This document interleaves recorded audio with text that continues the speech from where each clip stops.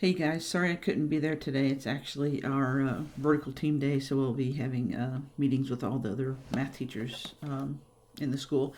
Anyway, I wanted to give you a little bit of an explanation of the notes for today. And if you remember, we left off with the notes when we made our kind of our overall list of the use substitution.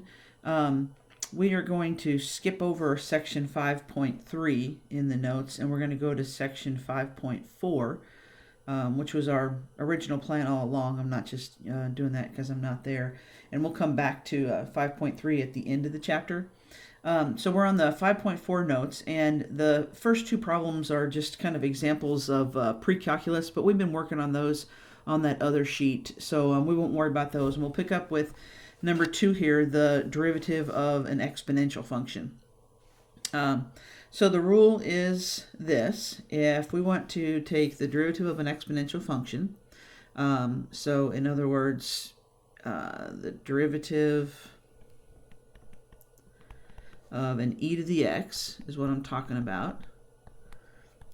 Okay, the derivative of an e to the x. Now this one is kind of complicated, so I'm going to say this slow. I want to make sure everybody can stay caught up. All right, the derivative of e to the x is itself. That's it.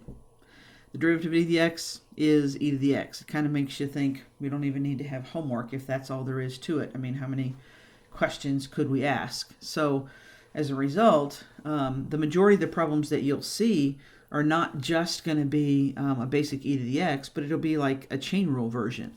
So as an example, if I were to take the derivative, let's say, of e to the 2x, well, if you think about a chain rule, since the derivative of an exponential is itself, so the derivative is itself, so e to the 2x, but then if you multiply by the derivative of the inside, well, the exponent is going to be considered the inside, so multiply by the derivative of 2x, and that would just be 2. So in this case, this is kind of like your chain rule version of an exponential. Okay, do one more just in case. So what if I want to find, let's say, the derivative of e to the x squared? Well, the derivative of an exponential is itself, so we would just get e to the x squared, but then multiply by the derivative of the inside, so by the derivative of x squared, and that whole thing would be multiplied by 2x. Okay, got the idea? So let's extend it even further. Look at my first example here. If I want to find the derivative of f of x, if you take a look at it, really I have a product. I mean, it's kind of small, but I'm going to think of the x as being my first term, and then the e to the x as being my second. So I'm going to do the product rule. I'll say the derivative of the first is 1 times the second, so times e to the x, plus the first is x, and then times the derivative of the second. Well, derivative of e to the x is itself.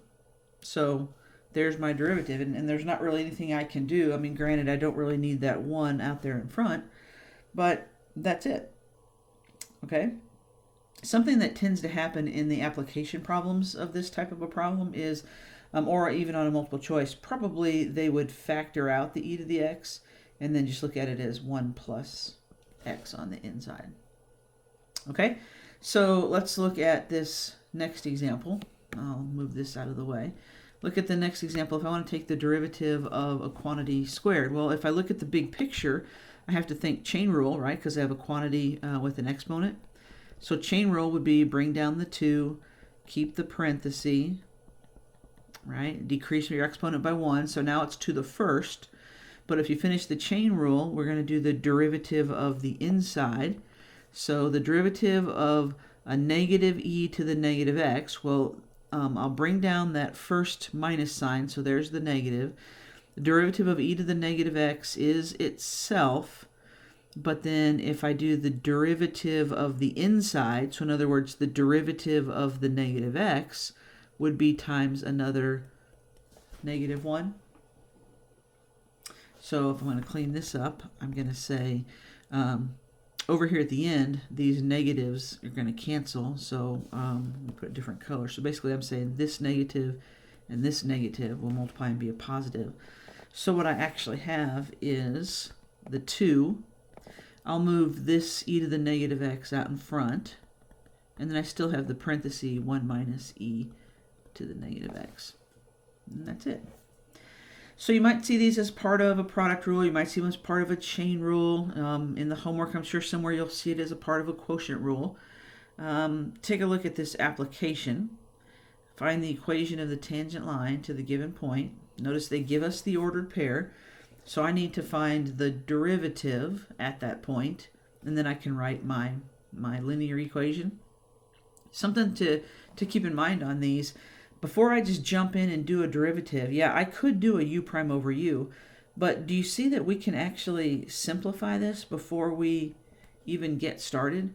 I mean, isn't the natural log of e to the x squared just going to equal x squared? So I'm not saying this is the derivative, I'm just saying that simplifies to be x squared, and therefore the derivative is 2x. So just to finish the whole idea of tangent line, if the generic derivative is 2x, then the derivative at negative 2 would be negative 4. So tangent line y minus 4 equals negative 4 and x plus 2, right? So there's the equation of my tangent line. Okay, finally, let's do another application, and really the point of this application is to talk to you about some of the kind of things that happen when we are factoring and simplifying. Find the critical numbers, so that means I'm going to find the derivative and set the derivative equal to 0. And inflection points, so for that part, I would find the second derivative, set that equal to 0, right? And then it says, for each critical number, determine if it is a max or a min. Okay, and we're going to take that to mean a relative max or a relative min, since we don't have any endpoints here to worry about. Okay, so let's start with critical numbers. In order to take the derivative, well, the derivative of this negative 2 is nothing, but for this part, I'm going to think of it as a product rule. So the derivative of the first would be 3e to the 3x times the second, so times 4 minus 2x, plus the first is e to the 3x, and then the derivative of that parenthesis would be a negative 2. So again, normally when we simplify these, we factor. So I'm going to factor out an e to the 3x. So if I take out e to the 3x, for the first term, not only do I have this 3 left, but I also have this parenthesis. So I'm going to go ahead and multiply that. So that's going to be a 12 minus 6x. So that's what's left from the first term. Plus, and then over here, all I have left is the negative 2. So I've got e to the 3x. And then, let's see, this is going to be what? 10 minus 6x. Okay, so this is my derivative. So critical numbers are when this equals 0. Well, here's why, kind of one of the reasons I wanted to show you this problem. The good thing about the factored form and having this e to the 3x out in front is if you think about an exponential function, it's not going to be 0, right? I mean, there's nothing I could put in for x that would raise this e number, which is like 2.7, that when I take 2.7 and raise it to an exponent, there's no way it's going to equal 0.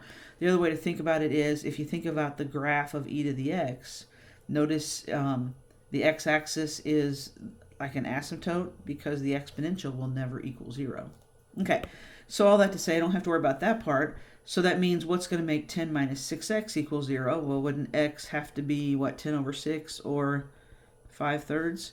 So there's my critical number.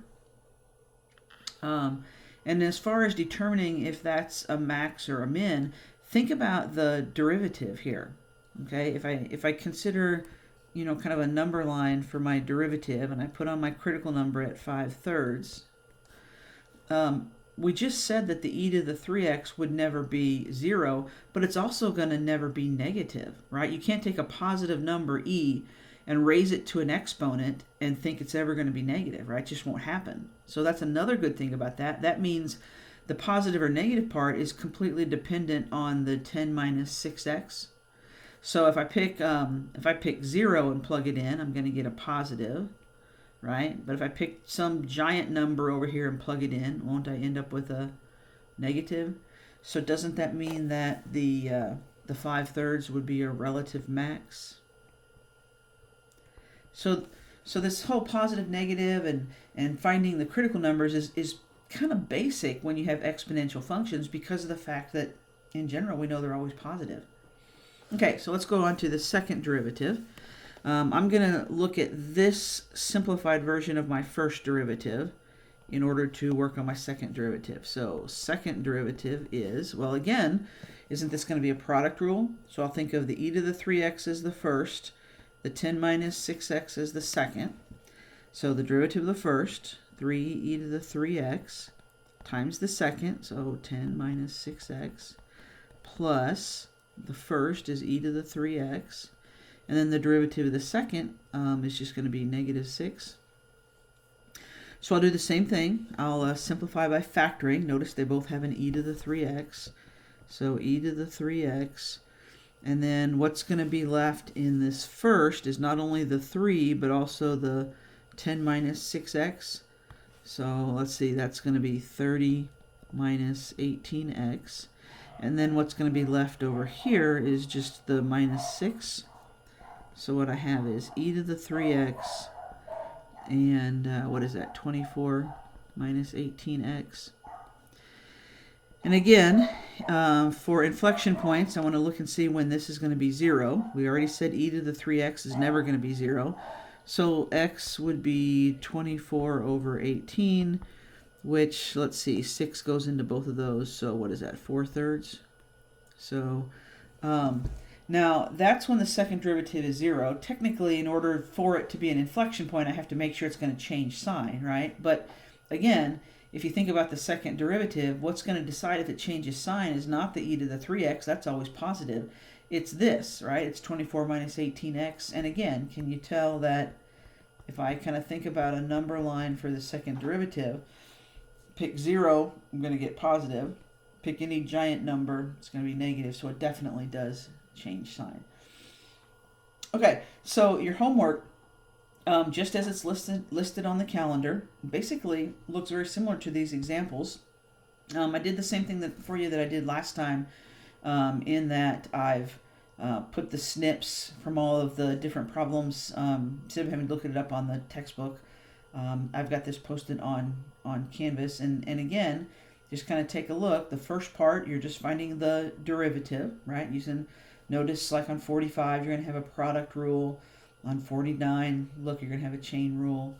On 53, you have a couple options. You could do a quotient rule, or you could, think about moving that entire denominator up. And then when you get down to 61, you have that tangent line idea. Actually, 63 looks like the one we did. Is that part of your homework? Huh, well, look at that. Anyway, and then when you get down to the last part, notice that's the implicit, right? The dy dx kind of stuff. So that'll be your assignment. That's going to be what's due on Tuesday. Don't forget, you get your online quiz and possibly working on test corrections in class. So hope this helps, and I will see you guys next week.